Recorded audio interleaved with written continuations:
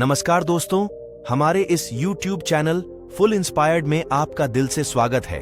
अगर आपको हमारी वीडियो अच्छी लगती है तो हमारे इस चैनल को सब्सक्राइब करें और इसे अपने परिवार और मित्रों के साथ अवश्य साझा करें। हमें खुशी है कि आप हमारे परिवार के सदस्य हैं। हम आपके लिए निरंतर ऐसे प्रेरणादायक शिक्षाप्रद कहानियां लेकर आते रहेंगे। गौतम बुद्ध ने कर्मफल के सिद्धांत को विस्तार से समझाया है। उनके अनुसार कर्म एक नैतिक कारण और प्रभाव का सिद्धांत है जो हमारे कार्यों के परिणामों को निर्धारित करता है।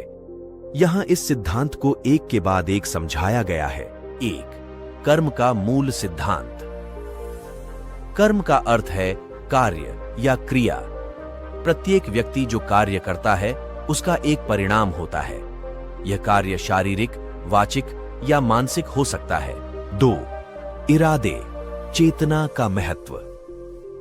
बुद्ध ने कहा कि कर्म का वास्तविक महत्व हमारे इरादों, चेतना में है। यदि कोई व्यक्ति अच्छे इरादे से कार्य करता है तो उसके परिणाम अच्छे होंगे और बुरे इरादे से किए गए कार्यों के परिणाम बुरे होंगे। 3, 4 प्रकार के कर्म। 1, कायिक कर्म, शरीर के माध्यम से किए गए कार्य। 2, वाचिक कर्म, वाणी के माध्यम से किए गए कार्य।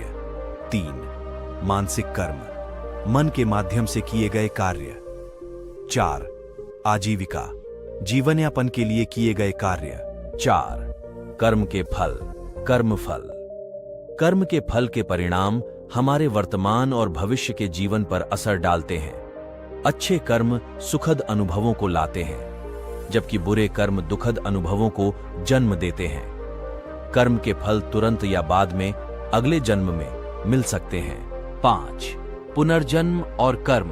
बुद्ध के अनुसार हमारे कर्म हमारे पुनर्जन्म को निर्धारित करते हैं। हमारे पिछले जीवन के कर्मों का परिणाम हमारे वर्तमान जीवन की परिस्थितियों में देखा जा सकता है। 6, कर्म का संचय, अकुशल और कुशल कर्म। कुशल कर्म नैतिक, सकारात्मक और धर्म के अनुरूप कार्य, ये अच्छे फल देते हैं। अकुशल कर्म अनैतिक, नकारात्मक और धर्म के विरुद्ध कार्य, ये बुरे फल देते हैं। 7, मुक्ति, निर्वाण का मार्ग। कर्म के चक्र से मुक्त होने के लिए व्यक्ति को सही दृष्टिकोण, सही संकल्प, सही वाणी, सही कर्म, सही आजीविका, सही प्रयास, सही स्मृति और सही समाधि का पालन करना चाहिए। यह अष्टांगिक मार्ग, अष्टांग मार्ग निर्वाण की ओर ले जाता है, जो कर्म के चक्र से मुक्ति है। 8, बुद्ध का उपदेश। गौतम बुद्ध ने लोगों को सिखाया कि वे अपने कर्मों को समझें और सही मार्ग का अनुसरण करें ताकि वे दुखों से मुक्त हो सकें और सच्ची शांति, निर्वाण प्राप्त कर सकें। इस प्रकार गौतम बुद्ध ने कर्म के सिद्धांत को विस्तार से समझाया गया है और सिखाया कि अच्छे कर्म करना और सही मार्ग पर चलना हमें जीवन के दुखों से मुक्ति दिला सकता है। गौतम बुद्ध के द्वारा सिखाए गए कर्म सिद्धांत का अगला विस्तृत एक के बाद एक वर्णन इस प्रकार है। 9, सही दृष्टि, समीचीन दृष्टि। समीचीन दृष्टि का मतलब है जीवन की सच्चाइयों को समझना और उनके अनुसार कार्य करना। इसमें 4 आर्य सत्य शामिल हैं। 1, दुख। 2, दुख का कारण, तृष्णा। 3, दुख की निवृत्ति, निर्वाण। 4, दुख की निवृत्ति का मार्ग, अष्टांगिक मार्ग। 10, सही संकल्प, समीचीन संकल्प। समीचीन संकल्प का अर्थ है सही इरादा या सही उद्देश्य। इसमें शामिल हैं 1, अहिंसा का पालन करना। 2, सच्चाई की भावना रखना। 3, अपरिग्रह, असंग्रह का पालन करना। 11, सही वाणी, समीचीन वाचा। समीचीन वाचा का मतलब है सत्य और हितकारी बोलना। इसमें निम्नलिखित शामिल हैं। 1, झूठ न बोलना। 2, द्वेषपूर्ण भाषण न करना। 3, कठोर शब्दों का प्रयोग न करना। 4, अनर्गल बातें न करना। 12, सही कर्म, समीचीन कर्म। समीचीन कर्म का अर्थ है नैतिक और उचित कार्य करना। इसमें शामिल है ए, जीवों की हत्या न करना। 2, चोरी न करना। 3, अनैतिक यौन संबंधों से दूर रहना। 13 सही आजीविका, समीचीन आजीविका। समीचीन आजीविका का मतलब है ऐसा पेशा अपनाना जो अहिंसा और नैतिकता के सिद्धांतों के अनुरूप हो।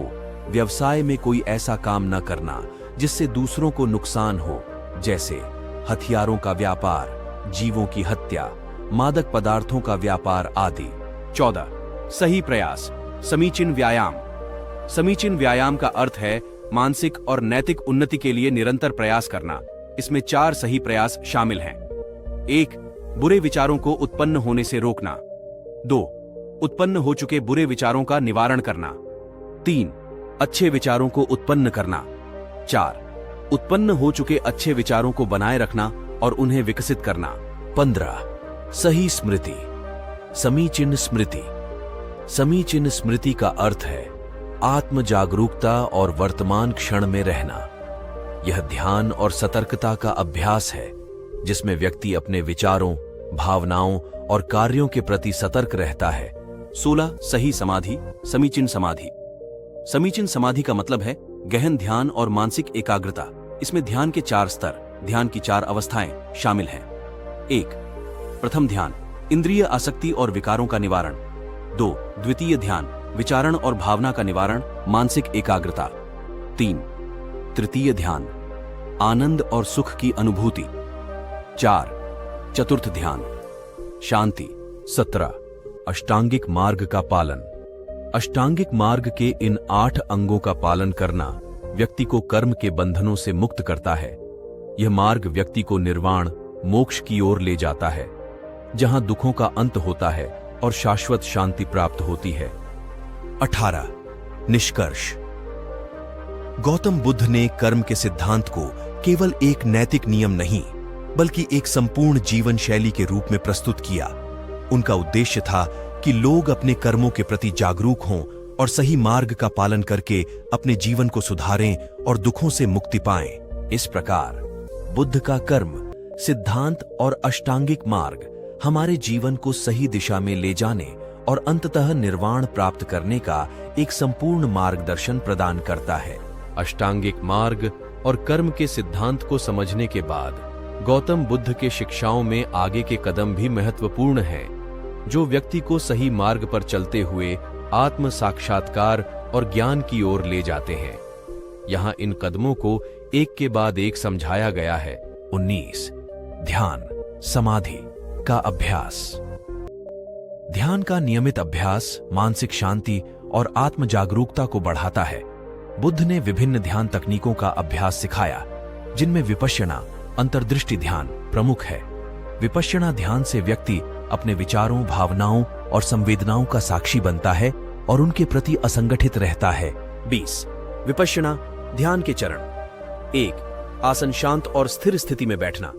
2 श्वास प्रश्वास पर ध्यान, सांसों के आवागमन पर ध्यान केंद्रित करना। 3 शरीर की संवेदनाओं पर ध्यान, शरीर के विभिन्न हिस्सों में उत्पन्न हो रही संवेदनाओं का निरीक्षण करना। 4 मन की प्रवृत्तियों का अवलोकन, मन में उत्पन्न हो रहे विचारों और भावनाओं का साक्षी बनना। 21 4 ध्यान अवस्थाएं, ध्यान का विकास। 1 प्रथम ध्यान, वासना और कुविचारों से मुक्ति पाना, प्रारंभिक एकाग्रता। 2 द्वितीय ध्यान, चिंतन और संवेदनाओं का निवारण, गहन एकाग्रता। 3 तृतीय ध्यान, आनंद और सुख की अनुभूति, शांतिपूर्ण मानसिक अवस्था।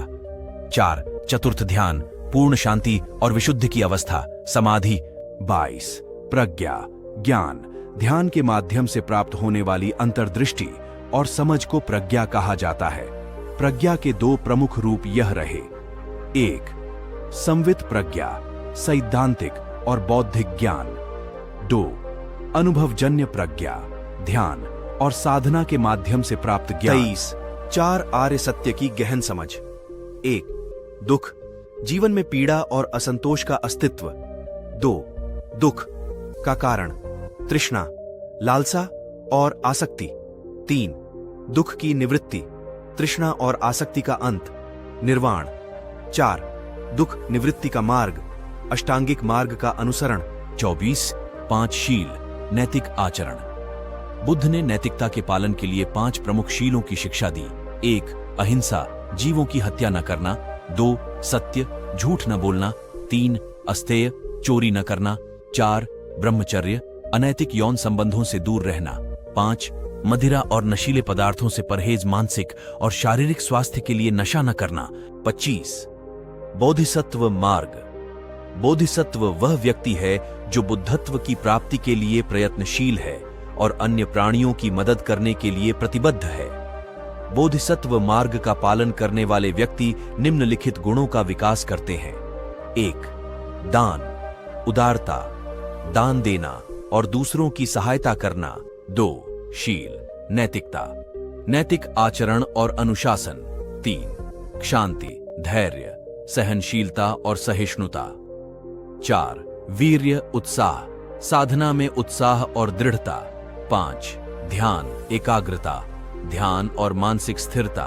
6 प्रज्ञा, ज्ञान, गहन समझ और अंतर्दृष्टि। 26 संघ, संगति का महत्व।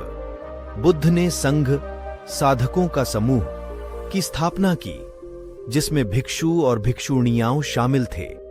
संघ का उद्देश्य साधकों को समर्थन और मार्गदर्शन प्रदान करना था। संघ में अनुशासन और सामूहिक साधना का पालन किया जाता था। 27 सत्संग और धर्म चर्चा। सत्संग का महत्व, नियमित रूप से धर्म चर्चा और सत्संग में भाग लेना जिससे साधकों को मार्गदर्शन और प्रेरणा मिलती है। बुद्ध ने उपदेश और प्रवचनों के माध्यम से अपने अनुयायियों को शिक्षित किया। 28 दैनिक साधना और आत्मावलोकन। प्रतिदिन ध्यान, प्रार्थना और आत्मावलोकन करना, अपने दैनिक कार्यों और आचरण का निरीक्षण और सुधार करना। 29 निर्वाण की प्राप्ति। अष्टांगिक मार्ग का पालन करते हुए ध्यान और प्रज्ञा के माध्यम से व्यक्ति निर्वाण, मोक्ष प्राप्त कर सकता है। निर्वाण का अर्थ है तृष्णा और आसक्ति से मुक्त होकर शाश्वत शांति और आनंद की अवस्था में पहुंचना। 30 उपसंहार, गौतम बुद्ध का शिक्षण एक संपूर्ण जीवन शैली है जो नैतिकता, ध्यान, प्रज्ञा और करुणा पर आधारित है। इन शिक्षाओं का अनुसरण करके व्यक्ति न केवल अपने जीवन में शांति और आनंद पा सकता है बल्कि अन्य प्राणियों के लिए भी कल्याणकारी हो सकता है। इस प्रकार गौतम बुद्ध के द्वारा प्रतिपादित कर्म और अष्टांगिक मार्ग की शिक्षाओं का गहन और व्यवस्थित अनुसरण व्यक्ति को आत्म साक्षात्कार और निर्वाण की ओर ले जाता है। 31 प्रतिकूल परिस्थितियों में धैर्य रखना। धैर्य जीवन में आने वाली कठिनाइयों और प्रतिकूलताओं का सामना धैर्य और समझदारी से करना। समत्व, सुख और दुख दोनों में समान दृष्टिकोण रखना। 32 चित्त निर्मलता, मन की शुद्धि, आत्म जागरूकता, अपने विचारों, भावनाओं और संवेदनाओं का निरंतर निरीक्षण करना। आध्यात्मिक शुद्धि, मन को नकारात्मक और अशुद्ध विचारों से मुक्त करना। 33 मैत्री भावना, मेटा भावना। मैत्री भावना सभी जीवों के प्रति प्रेम और करुणा का विकास करना। करुणा दूसरों के दुखों को समझना और उन्हें दूर करने की कोशिश करना। 34 चतुर्विध ध्यान, 4 परमाणु सत्य, प्रज्ञा की गहनता, 4 परमाणु सत्य, दुख, दुख का कारण, दुख की निवृत्ति, दुख निवृत्ति का मार्ग का गहन अध्ययन और समझ। 35 कषायों का निवारण। कषाय मन के विकार जैसे क्रोध, मोह और माया को दूर करना, अविद्या, अज्ञानता का निवारण करना और सत्य का ज्ञान प्राप्त करना। 36 मध्यम मार्ग, मध्यम प्रतिपदा। मध्यम मार्ग अत्याचार और विलासिता के बीच का मार्ग, न अधिक कठिन तपस्या और न अधिक भोग विलास। 37 शील, नैतिक अनुशासन की मजबूती, नियम और संयम। शील के नियमों का कड़ाई से पालन करना जैसे सत्य बोलना, अहिंसा का पालन करना आदि। 38 बोधिचित्त, बोधिचेतना। बोधिचित्त सभी प्राणियों की मुक्ति के लिए जागरूकता और प्रतिबद्धता, सर्वजन हिताय, सभी के कल्याण के लिए कार्य करना। 39 अष्ट दृष्टियों का निवारण। अष्ट दृष्टियां मिथ्या दृष्टि, मिथ्या संकल्प, मिथ्या वाणी, मिथ्या कर आजीविका, मिथ्या प्रयास, मिथ्या स्मृति और मिथ्या समाधि का निवारण। 40 3 पवित्र रत्नों में शरण लेना, 1. बुद्ध, बुद्ध में शरण लेना। 2. धम्म धर्म, सिद्धांत में शरण लेना। 3.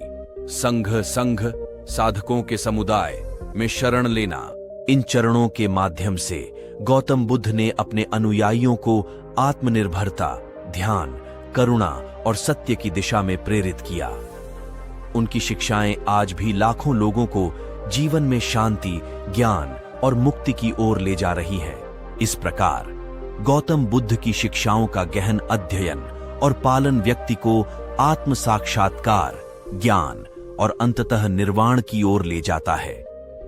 ये शिक्षाएं केवल व्यक्तिगत मुक्ति के लिए ही नहीं, बल्कि संपूर्ण मानवता के कल्याण के लिए हैं। ऐसी ही वीडियो देखने के लिए आप हमारे चैनल फुल इंस्पायर्ड को सब्सक्राइब जरूर कीजिए। आप हमारी वीडियो को लाइक, शेयर, कमेंट जरूर कीजिएगा। अगर हमारी वीडियो में कोई कमी है तो आप हमें कमेंट जरूर कीजिए और हम प्रयास करेंगे उस कमी को पूरा करने का। वीडियो देखने के लिए धन्यवाद। मिलते हैं नेक्स्ट वीडियो में।